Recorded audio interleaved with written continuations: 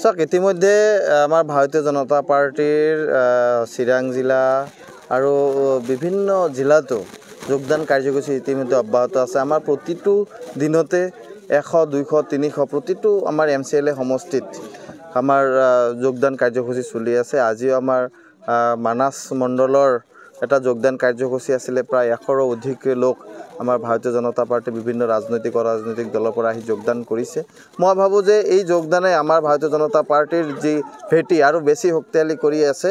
আৰু আমাৰ যিহেতু আশা আছে যে আমাৰ 7টা সমষ্টি চিৰাং জিলা 7টাই আমি জয়যুক্ত কৰাৰ কাৰণে, সেইকাৰণে আমি সাংগঠনিক দিশত যথেষ্ট আমি চেষ্টা কৰি আছোঁ যিমানখিনি পাৰোঁ।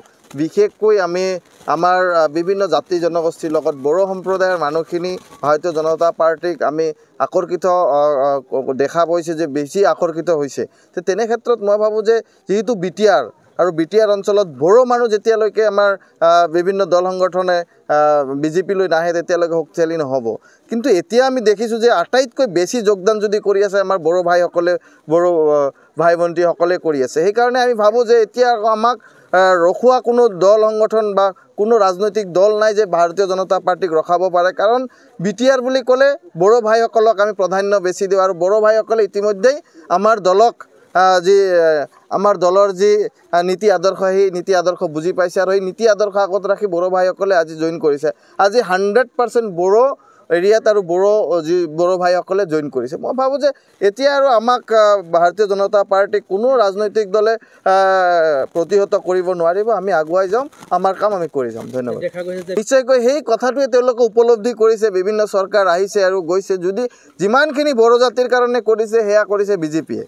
ইতিমধ্যে আপোনালোকে চাওক, যদি আমি BTC গঠনৰ কথা কওঁ, আমি BTR গঠনৰ কথা কওঁ, তাৰপিছত আজি উপেন্দ্ৰনাথ ব্ৰহ্মক সন্মান দিয়াৰ কথা কওঁ, বিভিন্ন যদি বড়ো জাতিৰ যদি উন্নয়নৰ কথা বা বড়ো জাতিৰ বিশ্বৰ বুকুত প্ৰতিষ্ঠা কৰাৰ কাৰণে যদি কোনোবাই চেষ্টা কৰি আছে সেয়া হৈছে ভাৰতীয় জনতা পাৰ্টি। সেইকাৰণে তেওঁলোকে ইতিমধ্যে বুজি পাইছে আৰু তেওঁলোকে সেইকাৰণে ভাৰতীয় জনতা পাৰ্টিৰ প্ৰতি আগ্ৰহ প্ৰকাশ কৰিছে। আৰু মই ভাবোঁ এয়া আমাৰ কাৰণে আটাইতকৈ এটা ভাল দিন। আৰু বড়ো ভাইসকলৰ নেতৃত্বত আমাৰ BTR চৰকাৰ গঠন হ'ব, এইটো আমি আশাবাদী।